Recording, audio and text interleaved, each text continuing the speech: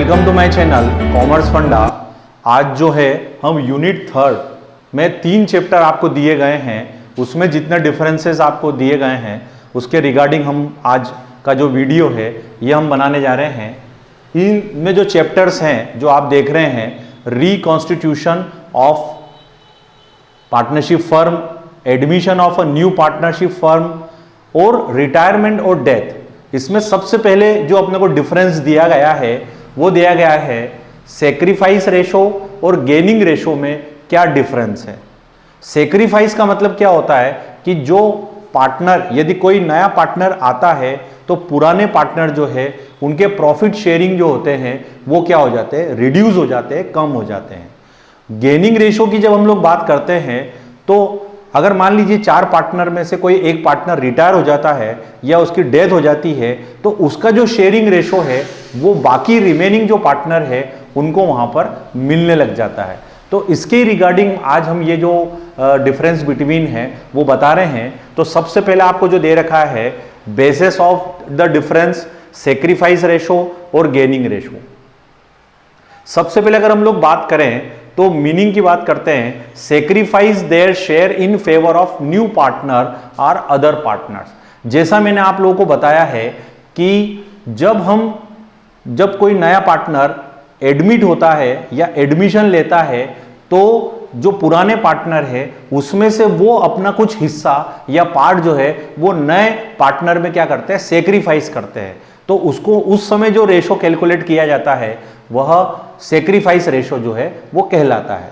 अगर हम लोग गेनिंग रेशो की बात करें तो गेनिंग रेशो में का जो मीनिंग है वो यही है कि जब यदि कोई पार्टनर रिटायर हो जाता है या डेथ हो जाता है तो उसका जो पार्ट है वो बाकी बचे जो पार्टनर हैं उसमें डिस्ट्रीब्यूट होता है, तो वह गेनिंग रेशो कैलकुलेट होता है।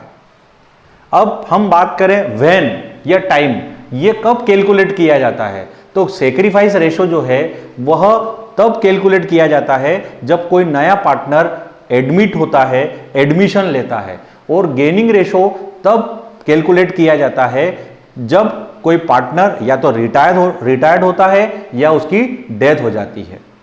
अब इसके फार्मूले की अगर हम लोग बात करें तो फार्मूला है old ratio minus new ratio.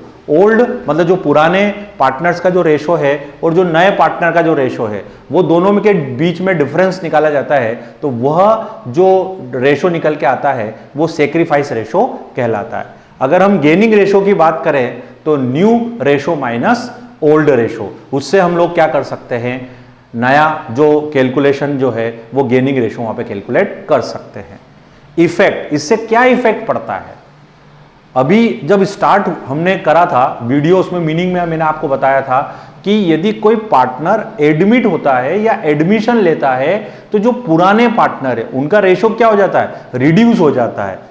It reduce the profit sharing ratio of the existing partner. जो पहले से है पार्टनर उनका जो प्रॉफिट शेयरिंग जो है वो क्या हो जाएगा, रिड्यूस हो जाएगा, कम हो जाएगा। अब अगर इसकी बात करें तो इसमें उल्टा हो जाएगा, जो पार्टनर अगर किसी कारण से चला गया है या उसकी डेथ हो गई है तो डेथ होने के कारण क्या होता है कि वो जो पार्ट है जो उसका चला गया है उससे रिमेनिंग जो पार्टनर्स है उसका जो रेशो है वो क्या हो जाएगा, अप हो जाएगा, इंक्रीज हो जाएगा। और लास्ट पॉइंट जो अपने को दे रखा है कि sacrifice ratio, new sharing profit ratio और गेनिंग रेशो निकालने के पीछे ये इंटेंशन है कि जो नया बंदा आया है उसकी कैपिटल क्या रहेगी, उसको गुडविल कितना लेकर आना है, और जो जाने वाला है वो उसका पार्ट क्या रहेगा, उसकी गुडविल क्या रहेगी। उसके लिए हम लोग क्या करते हैं, सेक्रीफाइस रेशो और गेनिंग रेशो जो है वो कैलकुलेट करते हैं। गुडविल की यहां पर जब बात आई है तो अगला जो आपका डिफरेंस बिटवीन अभी आ रहा है उनमें यही डिफरेंस दे रखा है कि average profit, normal profit, super profit, इन सब में डिफरेंसेस क्या हैं उसके बारे में मैं आपको भी बताता हूं। ये जो डिफरेंस आप देख रहे हैं average profit versus super profit, मैं अभी वीडियो में डिस्क्रिप्शन डाल दूंगा। ये गुडविल की मेथड्स हैं, average profit method, super profit method, capitalization method and annuity method. इसको कैसे हम कैलकुलेट करते हैं गुडविल को, how to calculate goodwill in the basis of new partner admission and retirement of death. जब कोई पार्टनर आता है और जाता है तो गुडविल कैसे कैलकुलेट की जाती है, तो उसकी जो मेथड्स है उसका मैं डिस्क्रिप्शन वीडियो में डाल दूंगा, लिंक आपको दे दूंगा यहाँ पर। उसमें आप गुडविल का जो कैसे कैलकुलेट करते हैं उसको मैंने डिस्क्राइब कर रखा है, उसका एक वीडियो मैंने सेपरेट बना रखा है, उसको आप वहाँ पर देख सकते हैं। आज हम जो अभी बात करने जा रहे हैं वो है एवरेज प्रॉफिट और सुपर प्रॉफिट। जैसा कि नाम से, देखिए एक बात ध्यान रखिए आप लोग स्टूडेंट्स, बहुत सारी चीजें क्या होती है नाम से भी क्लियर होती है।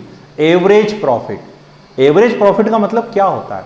एवरेज प्रॉफिट का मतलब ये होता है जो हमारा एक्चुअल प्रॉफिट है, जो हमने हर साल अर्न करा है, जो एक्चुअल प्रॉफिट है उसकी टोटल लगा लीजिए। क्या लिखा हुआ है? It is the average of actual profit earn of by the business. जो बिजनेस में अर्न किया गया है एक्चुअल प्रॉफिट जो है उससे हम क्या कर सकते हैं? एवरेज प्रॉफिट कैलकुलेट कर सकते हैं।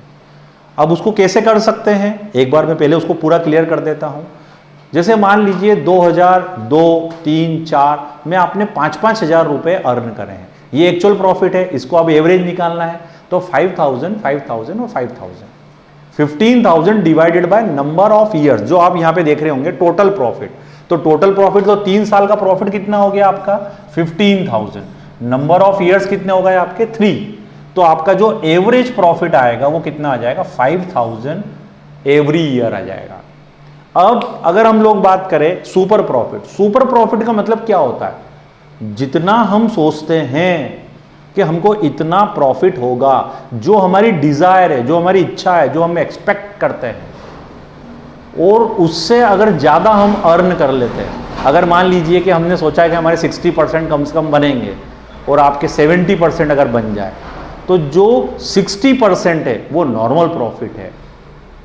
और जब 60% से जब आप 70% कर लेते हैं तो वो जो difference between normal profit and super profit का जो आता है या एक्चुअल प्रॉफिट का आता है वो सुपर प्रॉफिट कहलाता है।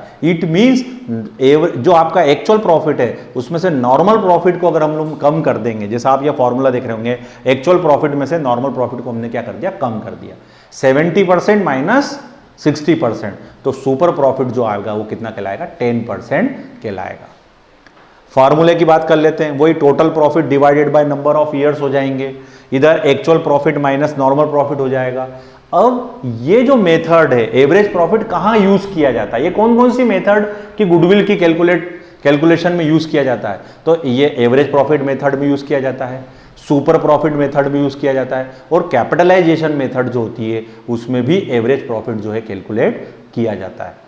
अगर सुपर प्रॉफिट की बात करें हम, तो सुपर प्रॉफिट निकालते समय अगर देखा जाए तो यहां पर भी हम 3 पॉइंट ले सकते हैं, क्योंकि एन्युटी मेथड में भी आपको सुपर प्रॉफिट लगेगा। एक तो सुपर प्रॉफिट मेथड में सुपर प्रॉफिट निकालना ही है, कैपिटलाइजेशन में भी आपको क्या करना पड़ेगा? सुपर प्रॉफिट कैलकुलेट करना पड़ेगा। और जब एन्युटी मेथड आप कैलकुलेट करेंगे तब भी आपको सुपर प्रॉफिट की रिक्वायरमेंट वहां पर होगी।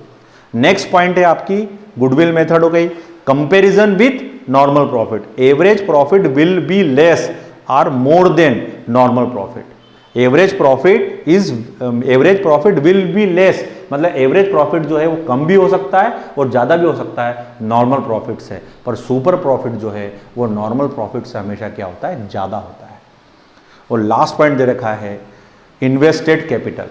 इसमें कैपिटल से रिगार्डिंग जब हम कैलकुलेशन करते हैं, जब गुडविल की हम कैलकुलेशन करते हैं तो कैपिटल की कोई रिक्वायरमेंट नहीं होती है, पर सुपर प्रॉफिट निकालते समय हमें जो कैपिटल हमने इन्वेस्ट करी है उसकी रिक्वायरमेंट होती है। मतलब बेस, मतलब सुपर प्रॉफिट का जो बेस है वो इन्वेस्टेड कैपिटल ही है।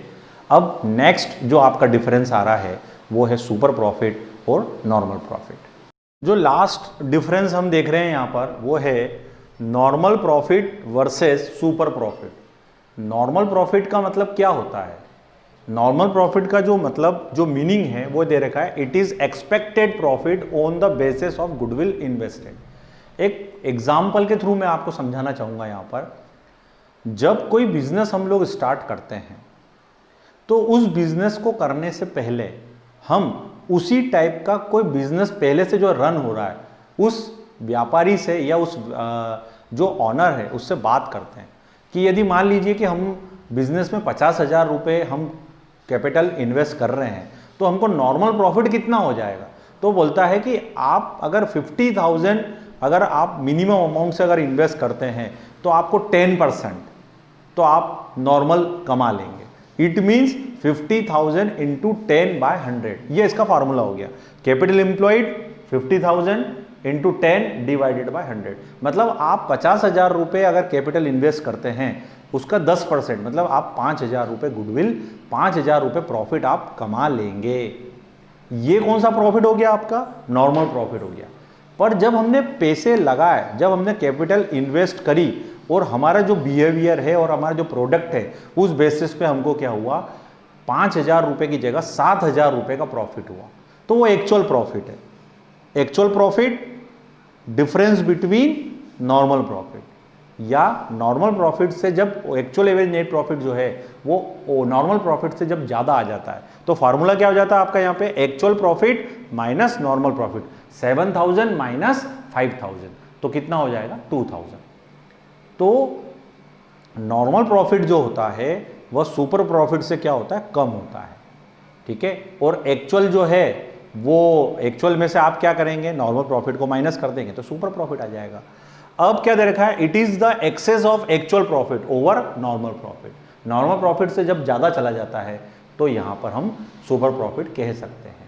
मतलब सुपर प्रॉफिट क्या कहलाता है, एक्चुअल एवरेज नेट प्रॉफिट में से आप नॉर्मल प्रॉफिट को जब माइनस कर देते हैं तो सुपर प्रॉफिट आप अर्न हो जाता है। गुडविल तब कैलकुलेट होती है, जब गुडविल तब कैलकुलेट होगी जब सुपर प्रॉफिट निकलेगा। नॉर्मल प्रॉफिट अगर निकलता है तो नॉर्मल प्रॉफिट से जब एक्चुअल नेट प्रॉफिट है तो डिफरेंस होगा, तो ही हम सुपर प्रॉफिट को वहाँ पे कैलकुलेट कर पाएंगे। ये जो यूनिट थी आपकी, ये यूनिट नंबर 3 थी। इसमें मैंने आप लोगों को 3 डिफरेंस बताएं, एक तो sacrifice ratio, gaining ratio, normal profit, super profit और एवरेज प्रॉफिट और सुपर प्रॉफिट।